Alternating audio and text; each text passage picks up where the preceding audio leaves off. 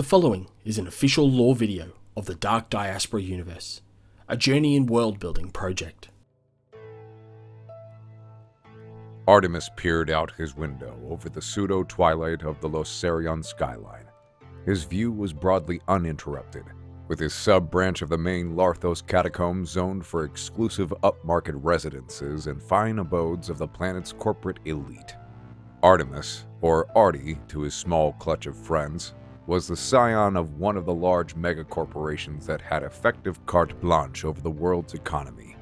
This position allowed Artie to lay claim to a spacious 5-bedroom apartment in the Rose Garden branch of Western Larthos. The branch was unlike the mostly smog-filled industrial catacombs of the city. Instead, luxury residential complexes lined the tunnel walls, with manicured parks and sculpture adorned and boutique-lined plazas. An energized barrier field at the highly secure entrance to the Rose Garden branch helped to isolate the airflows of the 100,000-strong community from the unpleasant odors and semi-noxious fumes associated with the economic productivity of the world. It was around dusk when Artie stood, his favorite fruit liquor in hand, staring contentedly over the community below. The artificial lighting strip that brightly illuminated much of Rose Garden from the top of the tunnel had begun to steadily fade over the past 30 minutes.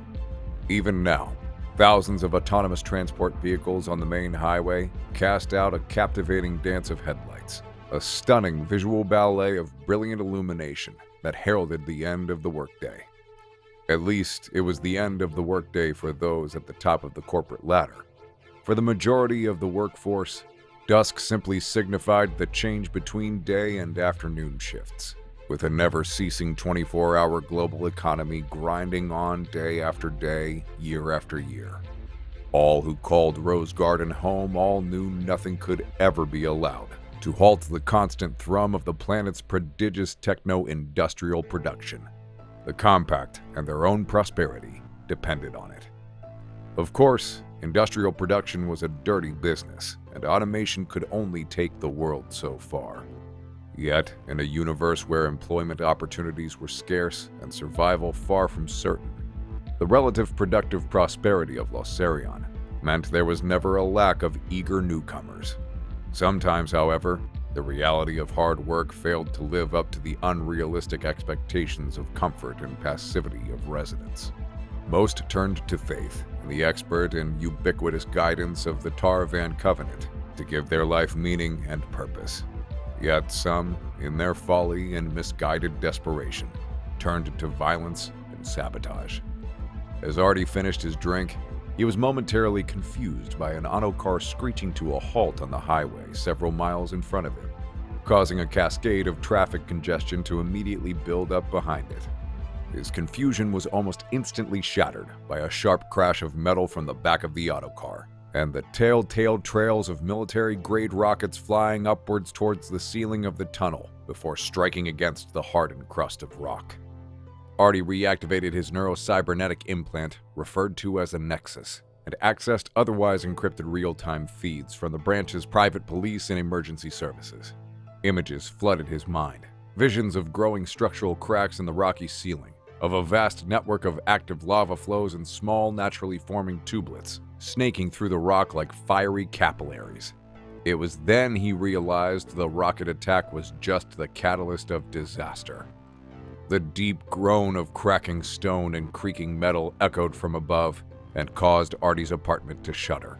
He watched in horror as the attack-induced damage spread, forming a large chasm, like an open wound that glowed with a fiery aura against the dimly lit night of the branch's lighting. Then, the lava began to pour. Striding purposefully from the window to his stylish glass desk, Artie swiped with his hand to activate the interactive holo-display through his biometric link. He had recently been elected a member of the Rose Garden Community Council and used his executive authority to activate the Cave-In Protocol. He glanced back out his main viewing window of his apartment, now augmented by a heads-up display. He witnessed a new icon-framed object emerge from below the highway and tracked its rapid rise against the tunnel's skyline towards the lava flow. He waited a moment before the anti-gravity assisted pod activated near the chasm opening, revealing a rapidly expanding hemispherical dome of reinforced metallic and ceramic composite. Catching the falling lava stream as if it was a giant bowl, the dome continued to expand outward and upward to fully engulf the chasm, and soon its edges were steadfastly secured against the rocky ceiling above. The immediate threat negated, Artie turned his focus to the unfolding disaster below. The lava that had already poured down into the tunnel branch had set fire to much of the highway, before flowing over the edges of the elevated road. Flames spread throughout the underpass areas of the tunnel, threatening the critical utilities and functional systems. Power supplies began to flicker in some districts, while automated fire suppression systems, which doubled as artificial rain dispensers, activated, slowing the spread of the lava-fueled flames. As the fires began to subside and the angry glow of the lava faded, attention turned to the numerous magma creatures that had traveled down into the tunnel with the flow. Emergency response teams were already en route, their bullet-shaped flying vehicles cruising through the sky and deploying well-armed teams to combat the alien menace. The nightmarish creatures of black and red glowed vibrantly, their form a messy tangle of countless fiery tendrils that frantically searched the open world before them with a ravenous desire to consume. Smoke enveloped the monsters as they moved with frightening speed, attacking buildings, infrastructure, trees, and even people. Anything they could digest with the aid of their flames. Within minutes, the sounds of hyper-accelerated cryo shots from combat teams began to echo across the branch, putting down the creatures. Artie stood in shock at his window, peering out over a vastly different vista than he had surveyed with much contentment only minutes earlier. The destruction, the violence, the burning, and the death had carved a scar into the neighborhood, and with it, Artie felt his heart harden with anger. As he witnessed the devastation, he swore to himself he would find those responsible and bring them to justice. And if sympathetic elements of the lazy and ungrateful populace of the world hid the perpetrators from him, he would make the people pay dearly for the audacity of threatening the lives and well-being of the elites of Los Cerion. Hey!